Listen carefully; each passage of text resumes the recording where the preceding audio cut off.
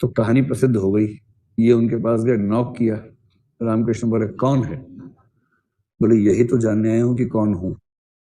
बोले आजा बेटा, ऐसे लोग चाहिए हमें भी ऐसे ही लोग चाहिए। आ जाओ आ जाओ। फिर ये अंदर गए और उसके बाद शिष्य हुए, उनके साथ रह के सीखा, खूब दर्शन सीखा।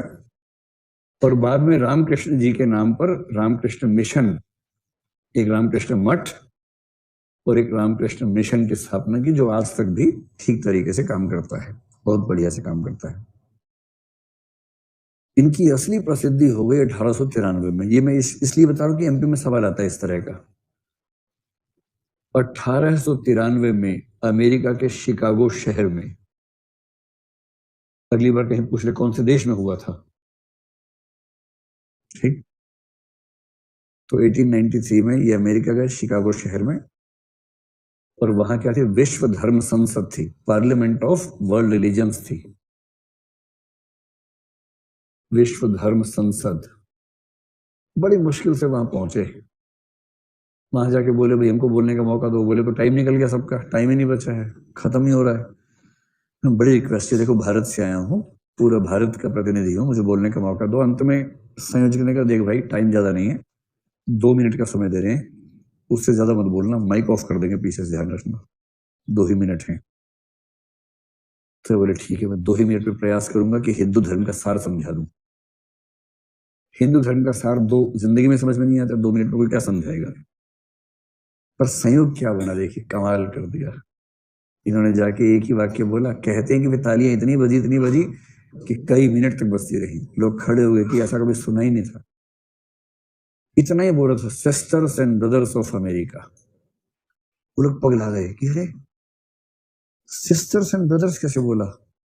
बाकी लोग बोलते थे gentleman, gentle ladies, my dear friends. ये बोल रहा sister and brothers of America, क्या बात है। इसको भाईचारा कहते हैं।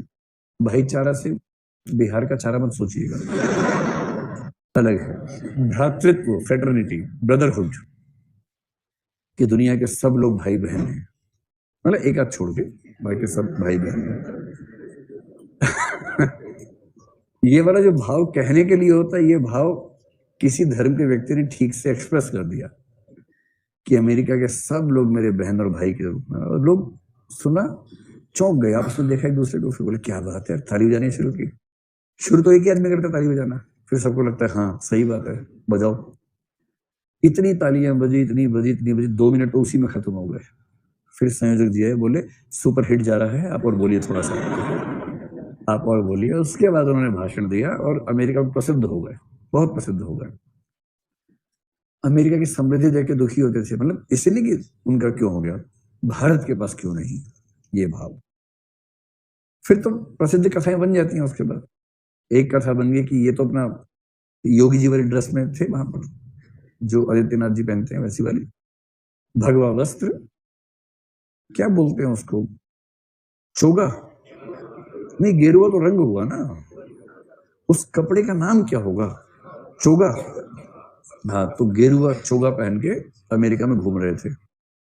अच्छा, किसी देश में वहां से अलग टाइप का कुछ पहन के घूमेंगे तो लोग देखेंगे तो सही, आपको जरूर विशेष रूप से देखेंगे और दिखाएंगे भी कि देखो देखो वो देखो, ऐसे करके दिखाते हैं।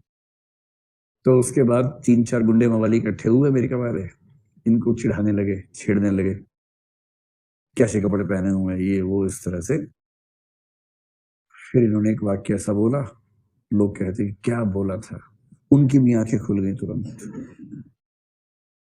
विवेकानंद बोले You are from a country where tailor makes a man gentle, and I am from a country where character makes a man gentle. उन्होंने बोला था कि मैं एक ऐसे देश से हूं जहां चरित्र व्यक्ति को महान बनाता है, और तुम उस देश से हो जहां दर्जी व्यक्ति को महान बनाता है। तुम कपड़ों में महानता ढूंढते हो, हम चरित्र में महानता ढूंढते हैं। आज तक तालियां पिट रही हैं, जैसे भी यहाँ पिट गई ना। अब एग्जैक्टली पता नहीं कि ये हुआ था कि नहीं हुआ था, या थोड़ा दाएं में हुआ था, जैसे भी था, लेकिन ये बात अच्छा आपके सामने की बात है। तो प्रसिद्ध बात है कि ऐसा हुआ। बहरहाल, अगर कोई आपसे पूछे विवेकानंद जी का असली महत्व क्या है, 2 चीजों में महत्व है इनका। असली महत्व एक तो यह है कि उन्होंने विश्व के सामने हिंदू धर्म को एक स्टेटस दिलवाया जो उससे पहले तक प्रायः नहीं मिलता था। और इसलिए सब लोग मानते हैं कि धर्म सुधार या जो पुनर्जागरण था, हमारा नवजागरण का आंदोलन था, उस दौर में हिंदू धर्म को दुनिया के सामने सही रूप में रखने का काम जो व्यक्ति कर पाया वो है विवेकानंद। ठीक।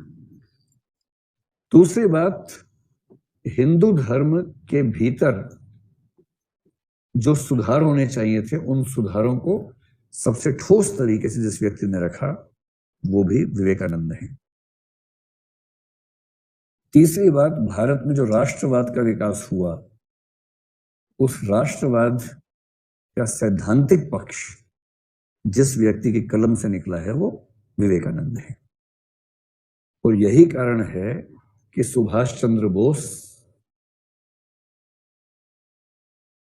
और बहुत सारे क्रांतिकारी, तिलक भी एक सेंस में आप ले लीजिए, इनमें ये जो पूरी धारा है ये सारी की सारी धारा जिस व्यक्ति को फॉलो करती है वो व्यक्ति विवेकानंद ही है। मोटी मोटी बात समझ में आ रही। एक पश्चिमी व्यक्ति बहुत प्रभावित हो गया था इनसे। एक भारतीय व्यक्ति और भी था जिसका नाम है जमशेद जी टाटा। जो टाटा साम्राज्य के शुरुआती व्यक्ति थे जमशेद, वो इनके बहुत बड़े फैन थे। इन्होंने कहा कि देश में विज्ञान का विकास होना चाहिए। जमशेद टाटा ने इंडियन इंस्टीट्यूट ऑफ साइंस की स्थापना कर दी विवेकानंद के इस आह्वान पे। IIS टाटा का वो एक प्रोजेक्ट है जो इस आह्वान पे हुआ था। एक फ्रेंच चिंतक हैं रोमा रोला, इनका नाम सुना आपने? रोमा रोला ने विवेकानंद के बारे में खूब लिखा है, उनकी जीवनी भी लिखी है, सब कुछ लिखा है। और वो मानते हैं कि यदि आप भारत को जानना चाहते हैं तो केवल एक व्यक्ति को पढ़ लीजिए, विवेकानंद। एक कथन लिख लीजिए रोमा रोला का, if you want to know India study Vivekananda. काश कोई ट्रम्प को समझाता।